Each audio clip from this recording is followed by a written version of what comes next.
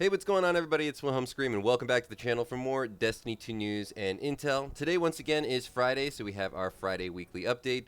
XUR has returned, as well as Trials of Osiris. So as always, I'll give you a brief rundown on those two things, as well as all the other farms, glitches, cheeses, and general Destiny 2 news that you can use heading into the weekend. There are some interesting things to note that will be coming in the next couple of weeks, and XUR does have some, I think, very usable loot today. So we'll head over to XUR first on the way over. Please remember to like, comment, and subscribe to the YouTube channel, and turn on the bell to post notifications so you never miss out on any future Destiny 2 content like this. Almost 80% of the people who watch this channel on a regular basis are still not subscribed, so if you would like to support this channel, that is the #1 way to do so. Thank you all so much for everybody who did subscribe on the last video, however, because we did make it to 85,000 subscribers, which is absolutely insane. Thank you all so much. You can also remember to stick around till the end of the video for the secret hashtag you can leave in the comment section for another entry to the next giveaway on this channel for this video. Remember, when and if we reach 100,000 subscribers, we'll be giving away an Xbox Series or a video card if you play on PC, or of course a PlayStation if that's your thing. So to start it off, we have the Mida Multi-Tool Catalyst. Definitely pick it up for PvP if you don't have it. Very worthwhile, and actually makes this weapon much more relevant in my opinion. We have the Traveler's Chosen Catalyst, which is a weapon I haven't used myself in quite a while, though it used to pair really well with good survivability builds, probably most notably for the Warlock. But let me know in the comments section down below if this is one that you find yourself using on occasion. We have a Liar's Handshake with a 69 roll, nice, for the Hunter class. Very interesting stat distribution in that it's 32 plus mobility, which I think is going to be a good one for PvP. And honestly, I think high mobility on the Hunter actually even pairs well for PvE builds. The Liar's Handshake, though, is or at least it used to be, a super meta exotic for the Hunter. So if you're looking for a very good roll, or at least a very high stat roll for the Liar's Handshake, if you don't want to have one already, definitely pick this up. I think it's probably going to be the standout for the week. We have the Severance Enclosure for the Titan class with the 65 roll. Not a bad distribution. Certainly not as high as some that I've seen sold, but 65 is still a decent level of stats. So if you don't have a Severance Enclosure, I don't find myself necessarily using this particular exotic that often, though powerful melee kills and finishers unleash explosions, so I could see this pairing well with STRAND builds or maybe prismatic builds. Let me know again in the comment section down below if this is one that you've been using yourself, but definitely a decent pickup. And then we have the Crown of Tempest with a 67 roll for the Warlocks. Very decent stat distribution and very high stats overall. Crown of Tempest, I also think, is very good at the moment with just the roaming supers getting buffed and arc ability kills or jolt final blows restore arc abilities. So this is going to have a good synergy, especially with prismatic or arc builds at the moment. So pick them up if you don't have it. I think a good round of exotics this week overall from XUR. I would give these 3 exotics, if you were to grade them all together, I would definitely give this an A-. We also have exotic class items available this week, so if you are interested in farming out exotic class items, now is a good time to do it. Over on our second page, of course, we still have our exotic cipher quest for all you new players. This is a way of turning your exotic armor essentially into a piece of artifice armor, so it will unlock another stat bonus node on your exotic armor. So pick it up if you don't have it. It's an easy quest to complete. Over on our more strange offers page, we have Ascendant Alloy for sale for 23 strange coins. We have 7 enhancement cores available for 11 strange coins. We have 17 enhancement cores available for 23 strange coins. We have 19,000 glimmer available for 5 strange coins. Always going to do my lazy man pickup of glimmer farming. I've run out of strange coins, though. I got to do some farming this weekend. As I said in my previous video, I was really very ill over the last weeks. Most of my family was as well, so haven't had a chance to really do a good bit of farming for strange coins. But we also have 41,000 strange coins available for or excuse me, 41,000 Glimmer available for 11 Strange Coins. And then we have Gambit Engrams available this week. You can get 3 Gambit Engrams for 31 Strange Coins. We also have our Strange Gifts. If you're trying to turn in a singular Strange Coin, this is a good place to spend it. You can get interesting things like raid banners and stuff sometimes from here as well. Over on our Strange Gear Offers page, the meat and potatoes of XUR'S cache, we have the Hawkmoon with Moving Target and Polymer Grip.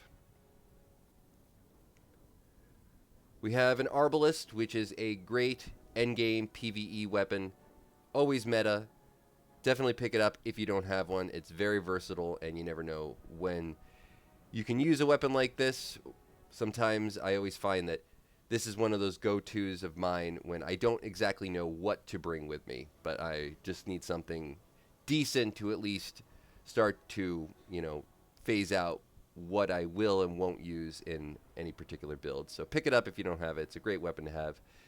We have the Hardlight Auto Rifle, which I haven't found myself using in a while, but is certainly a good weapon for both PvE and PvP, though it might not be the go-to at the moment. It's worth having just because you can change the the fundamentals. You can change the actual burn of the weapon from solar, arc, and void.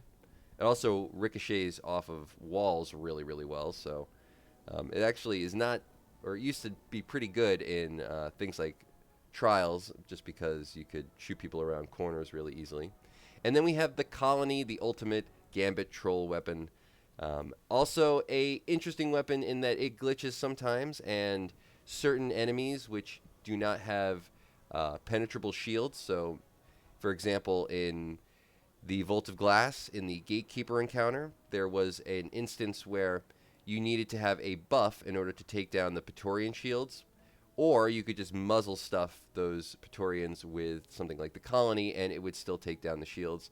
Also, a thing like that in Root of Nightmares existed when it first came out. I think both of those have been patched, but this is just kind of one of those weapons that you want to have in your arsenal, even if you don't find yourself using it that often, because you never know when it's going to sort of bug out, just because it's so unique. It's sort of like Telesto in that way. So I always recommend picking it up if you don't have it, though it is also one of the oldest grenade launchers, exotics overall, in the Destiny 2 arsenal, so I'm sure most people have it. But we have the Whispering Slab for legendary weapons now, Combat Bow with Killing Wind and Vorpal Weapon. We have the Until Its Return Shotgun, with Autoloading Holster, Cascade Point, and Unsotted Hunger. I always say that incorrectly. It's like the thing I can't say. I know, everybody's going to say, we tell you every week when this perk comes up how to say this. I'm sorry, guys. It's just not in my lexicon. But this is a Deepsight activation weapon, so it is craftable. We have the 7th Seraph submachine gun with Firmly Planted and Dragonfly. I would say this is a decent pickup for PvE. We have the Cartesian Coordinate with Slideways and Swashbuckler. I did want to just take a quick look to see if we had... This is a Charge Time Masterwork, so not a bad pickup for this fusion rifle. I would have loved to have seen it maybe with the Accelerated Coils perk. Would really up the ante on this, but this is actually a very decent roll for PvE, or for PvP, but also not bad for PvE. I always thought the Cartesian is still one of the best burst fire or burst damage weapons out there. We have a Falling Guillotine sword with Enduring Guard, Tireless Blade, and Surrounded. We have the Thin Precipice with Burst Guard, Flash Counter, Hatchlings, and also the word that I cannot say, Unsalted Hunger. Why is it unsated? I just can't, guys. I'm sorry. But this is a good sword with Hatchlings, another Deepsight activation weapon, probably worth picking up. And then we have the Eternity's Edge for the Warlock with Infinite Guard, Relentless Strike, and Surrounded. For legendary armor for the Warlock, decent rolls. 65 seems to be kind of the median, and that seemed to be the same across the board, though there was never anything with any standout stat spikes that I would mention on the Hunter or Titan as well, kind of just sort of even across the board. But that's going to be it for all the information regarding XUR this weekend. We're now going to head over to Saint 14, look at what his adept weapon is for the week. I do know also that I believe the Trials map is Wormhaven. So, an old school map. On our way over to Saint 14, we'll do our usual stops at Banshee 44 first. See what rolls he has for today. We have a Typhoon GL5 with stats for all, Chill Clip. Hey, I like Chill Clip. Very good at the moment. And Amelon Fluid Dynamics. We have a Peace of Mind with Perpetual Motion, Adrenaline Junkie, and Land Tank, a Deepsight activation weapon available. We have a Braze Love with Perpetual Motion, Explosive Payload, and Head Rush. Also not a bad roll on this Scout Rifle. We have an Imperial Decree with Autoloading Holster, Swashbuckler, and 2 Excess, another Deepsight activation weapon available. And then we have the Pizzicato 22 with Mulligan, Multi-Kill Clip, and Suros Regime. Pizzicato 22. You have to kind of say it with an accent. Otherwise, this is not as much fun. For the exotic armor piece available for the 1-to-1 trade from Master Raoul today, and remember this is kind of tied in with the Legendary Lost Sectors, even though we don't get specific pieces of exotic armor from Legendary Lost Sectors anymore, but we have gauntlets available today for exotic Engrams. And in my last video, I did note that the Nightfall apparently had changed, though I was unaware of it at the time. But it is no longer what it was supposed to be. They also changed the loot and the adept weapon, the adept loot for this week. We have the Rake Angle. We were supposed to have the Shadow Price, but apparently it was changed. Interesting weapon, the Rake Angle. I think it's one of the few stasis glaives. Also, as I said, the strike apparently was changed. Forget exactly what it was supposed to be, but I think it's Birthplace of the Vial, if I'm not mistaken. Let me just check. It is Birthplace of the Vial. So actually a very decent farm if you're looking to farm out that adept weapon. We'll make our way over to Saint 14. And while we're headed over there, if you haven't had a chance to check out my last video, I talked a little bit about the upcoming event, secret event that we'll have sometime during this month before the launch of Episode 3. Codename Firecracker, though I do believe that's also going to be the name of the actual event. But this particular event, not only will it allow you to get the new revised version of the Chatterwhite shader, which you can actually see the quest for in-game at the moment if you head to the vending machine in between 801 and the Drifter. But that will actually, of course, come to fruition when that event launches. It's not going to be a quest just for the Chatterwhite. You're also going to have the ability to get things like weapons, trials weapons, adept trials weapons like the Igneous Hammer through doing certain quests. So it's going to be more than one quest. You're just going to all turn them in at the same place, which is going to be that vending machine. For the adept weapon this week from Trials of Osiris, we have the XUR'S Care Pulse Rifle. This is one of those weapons that might not be the favorite for PvP, but is excellent in PvE. So if you have a chance to get even the normal version of this week, I would recommend farming it out. It's got some very decent rolls for PvE. Pairs very well with Strand builds, Prismatic builds. I always find it unfortunate that weapons like this, which are great for PvE players who don't usually play Trials of Osiris, is only available through a PvP-focused game type. But maybe you can get yourself a free one if you are interested in doing the Twitch viewer bounties, if you'd like to know a little bit more about that. Again, as always, let me know in the comments section down below. We'll now do a brief run around the solar system here, just to point out a few things. Over on the moon, we have the In the Deep mission available this week for AFK XP farming. I always recommend this when it is available, if that's something you're trying to do. Rank up weapons XP, whatnot. It's the only place you can still do it. It's not a full AFK farm anymore, of course, because Bungie doesn't allow macros, but you don't need a macro to actually AFK farm this particular spot. If you'd like to know more about that, of course, I do have plenty of videos on my channel talking about it, but you can also let me know in the comment section down below. I'll make sure to get back to you and tell you all the ins and outs. We have the Duality Dungeon available this week. We also have, over on our Legends page, we have the Vox Obscura as our exotic mission down in Savathûn's Throne World, which does the weirdest thing. For some reason, I don't know why. I know I'm on my PC and I don't actually own the Witch Queen expansion on my PC. I own it on my console, but for some reason, occasionally I can look at which one it is. You know, the raid, for example, which it is one of the featured raids this week, and I'm able to actually open the map and click on it. I won't be able to access it, and then sometimes I can't actually even, like this. What's the deal here? I don't get it. I don't know why it tells me I can't even look at the page sometimes, and sometimes I can. But anyway, this week's featured raid is the Vow of the Disciple, or at least one of the two. The other featured raid is over on the Dreaming City. We have the Last Wish raid. We also have the Shattered Throne as the featured dungeon, or the other featured dungeon.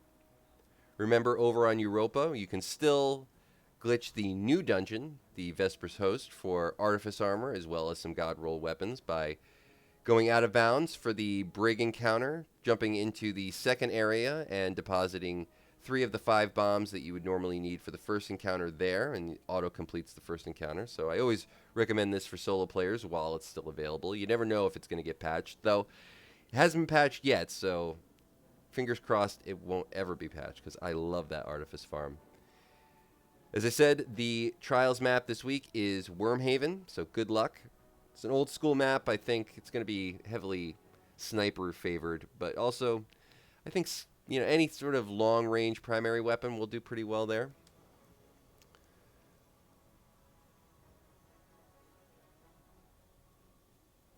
And briefly, just once more, as I said, there's going to be that event coming towards the end of this month. It's going to be before the launch of the next episode, so I'm assuming it's going to be the last 2 weeks of the month. But there's going to be a lot of great stuff to farm for, not just the Chatterwhite shader. That's actually going to be the easiest thing to get. I think you're just going to be able to turn in the very first quest, which is just going to the Drifter, picking up something. I think he'll send you to Eris Morn. You pick up something from Eris Morn. Eris Morn sends you back to the Drifter. You'll have the Chatterwhite shader. But there's also going to be a whole bunch of other stuff that will allow you to get, as I said, even adept weapons from Trials, different rewards, different materials like Ascendant Alloy, Ascendant Shards, all those kind of good stuff. And I think you're going to be able to farm for multiple rolls of it. I don't think it's going to just be a static one-time turn-in type of thing. You're going to need bento tokens or bento box tokens, which are going to be the item that you will get from the Drifter after doing quests from him. But that's going to be sort of your vendor, or at least your point of entry for the quests for the Firecracker event. So as that evolves and as it becomes more clear when it's going to be starting, how to do those things, of course, I will always inform my audience, all you guys out there, because I do think it's going to be something that will be impactful. I don't think it's going to be just a throwaway event, sort of like the 30th anniversary thing. I think because of the loot that we're going to be able to get, people will pay attention to it, and I think it will be worthwhile. So just keep up to date about that by making sure to subscribe to the channel, turn on the bell notifications so you never miss out on any future Destiny 2 content like this. Remember, any of those things I mentioned before also enter you into any future giveaways. You can also leave a comment down below. Any of the things maybe I misread or mentioned in this video will give you entries into the next giveaway. If you've watched till this point in the video, of course, you can leave a hashtag XUR or hashtag the final shape in the comment section down below. Maybe even a hashtag Firecracker. I'll accept that for another entry into the next giveaway. Thanks so much for 85,000 subscribers on the channel. That's absolutely insane. Hopefully we can reach 100K this year in 2025. And once more, I am Wilhelm Scream. Hopefully everybody has a great weekend. And as always, I will see you next time.